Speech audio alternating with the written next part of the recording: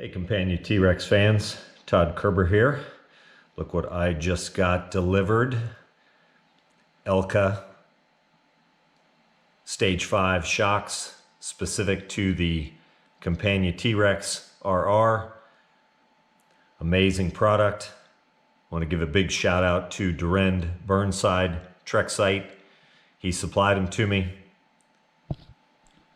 I'm going to be replacing my stock 15-year-old shocks on my T-Rex. Should be a huge difference.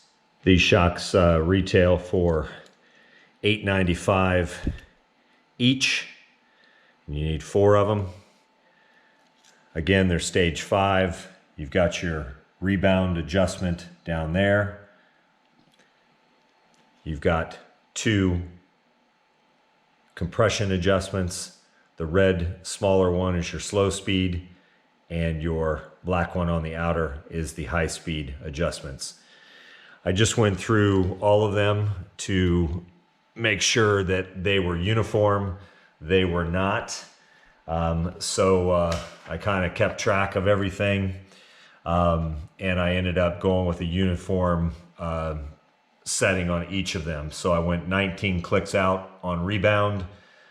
I went 8 clicks out on the slow speed adjustment, compression, and I went 11 clicks out on the high speed compression adjustment. You've also got preload adjustment. These are uniform, so I'm going to keep these the same for now. Again, it'll affect the height of the machine in the front and the back, but I'll leave those the same. Current adjustment on the fronts are 11/16 inch thread showing, and then on the rears they are 1 1/16 thread showing. We'll see how that pans out when I get them on the bike. If you want to order these shocks or parts or a new or used T-Rex from Durand at Trek Site, I'll put all of his information at the end of this video. You can pause it and give him a call. Here's my current setup in the fronts. 15-year-old worn out standard shocks. Here's my current rear setup. I use a motorcycle lift to lift up the back of the T-Rex. Got plastic pieces, won't scratch the frame. Super easy. Lift it up just enough to take the load off the shocks. Should be straightforward. Nut and bolt at the top and a nut and bolt at the bottom, both sides. 19 millimeter is your size. One shock is off. Okay, getting ready to put the new shock on, and they have little spacers that you need to put in at the bottom and the top between there. I also like to use a little lithium grease to lube up the threads and nuts when I put stuff back together. Right rear is done. Wow. What a difference. Left rear is off. Left rear shock completed.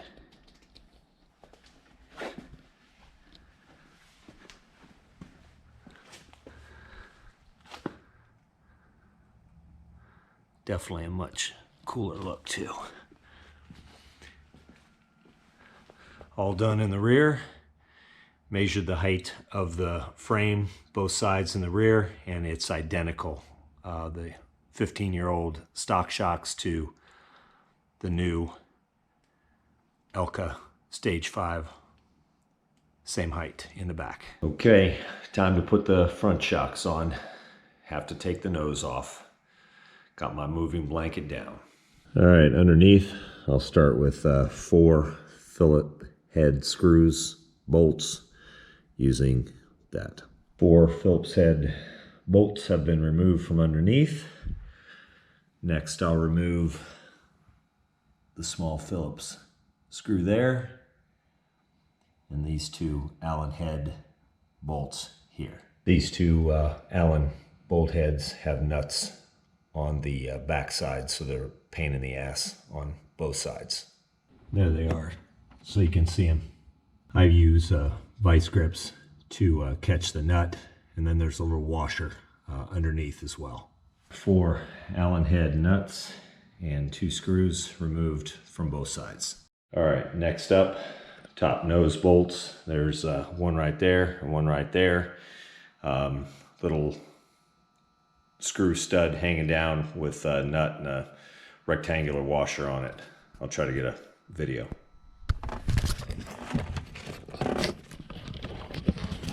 All the way up in there. Hopefully you can see that. All right, I got one of the top nose bolts off. I use a long socket with a number 11 size on it. And here's this long rectangular washer, if you will, underneath. The concave or the crater will go to the downside so it can move around and sit properly on the top, holding the nose top together. Hope that helps. Some people put them reverse. Both top nose nuts have been removed and the rectangular washers. Concave, remember, crater goes down, nut goes into it. Next up, these hard to reach bolts right down in here. Very difficult to get to. Got to take this filler out behind my mirror to take the mirrors off in order to get to all that. All right, both my mirrors are off. All right, the LED, HID light bulb sockets removed. Working my way to that bolt down there. Hopefully you can see it. All right, one of the bolts is out. I found that number 11 open-end wrench. This has a little ratchet on the end.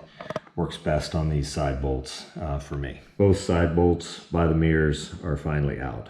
That was a pain in the ass.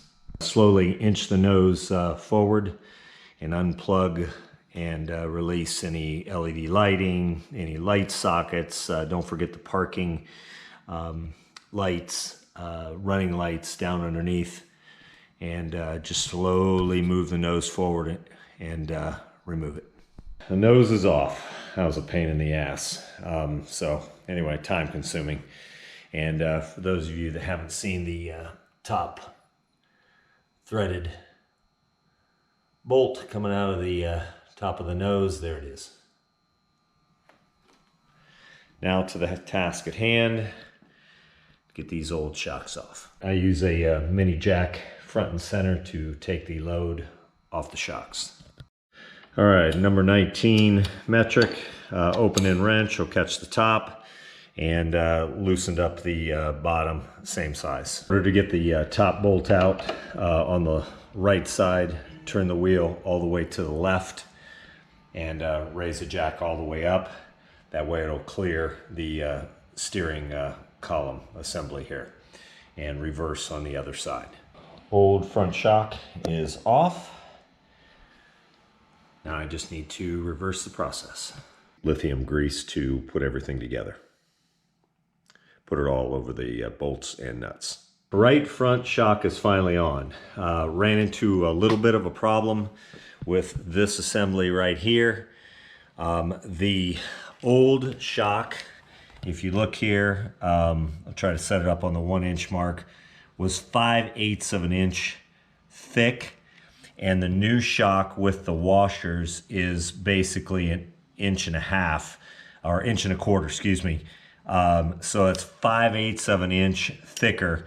So the original bolt did not give me enough embedment into the threaded bar here. So I was looking for a 4.5 inch. I was going to use a smaller washer on the outside, but I ran all over town and all I could find was a 8 grade bolt, 13-inch threads, 5 inches long. The 5-inch does work with the thicker washers on either side. It does go all the way into this threaded bar. All right, hope that helps. I ran into that problem.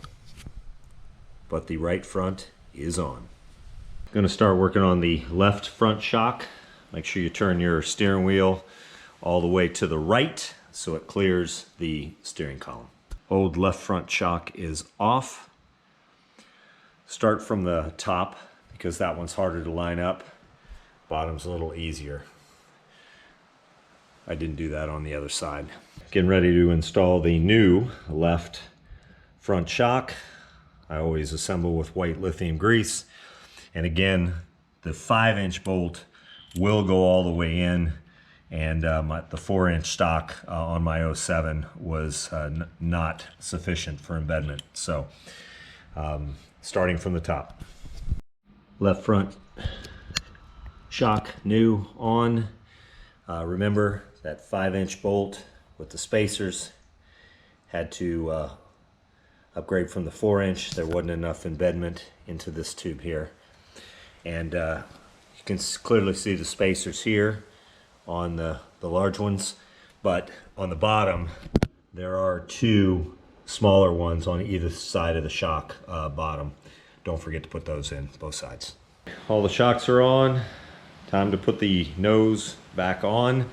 Want to note for all you people that do your subwoofers, make sure that you don't block off this top nut or rectangular washer with the sub. The previous owner blocked this off, cut the bolt off, and I had to do all kinds of repair to get it back. So when I did my new sub box, cut this out so you can easily get your hand up in here, get to that nut, and then that side is usually clear by the steering column. Okay, inch the nose back up on. I'm going to start with these side bolts first to get it in place.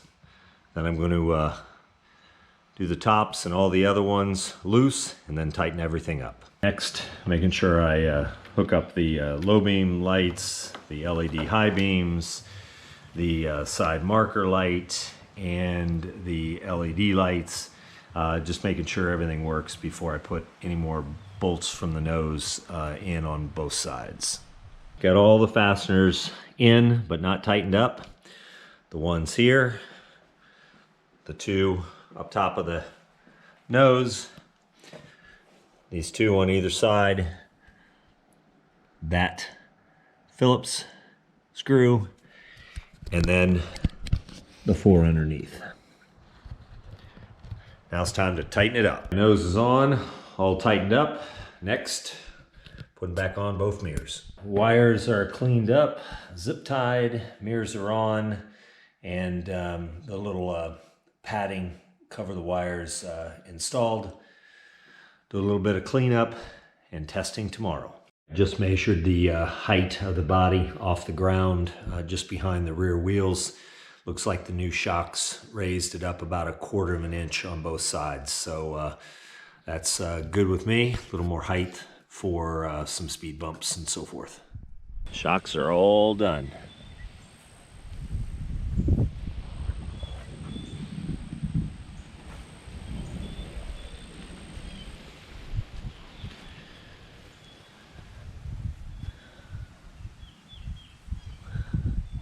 Super happy.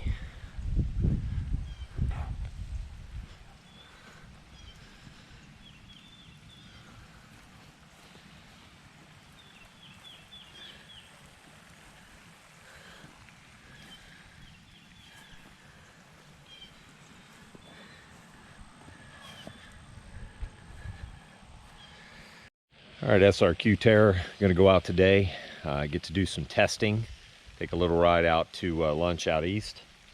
Again, the shocks retail for $8.95 each. Durand, Burnside, T-Rex can supply those to you. I'll post all of his information at the end of this video.